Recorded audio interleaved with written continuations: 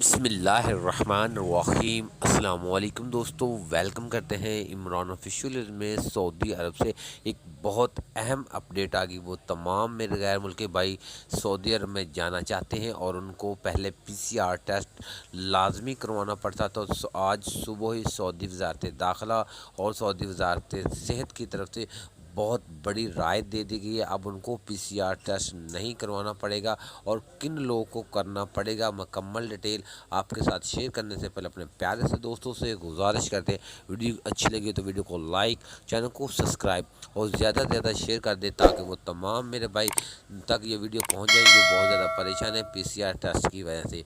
तो जैसा कि आज सुबह सऊदी वजारत सेहत की तरफ से ऐलान ये किया गया है कि जो सऊदी शहरी हैं, अगर उन लोगों ने किसी दूसरे ममालिक में शादी की हुई है और उनकी फैमिली सऊदी अरब में दाखिल होना चाहती है तो उनको पहले पीसीआर टेस्ट करवाना पड़ता था।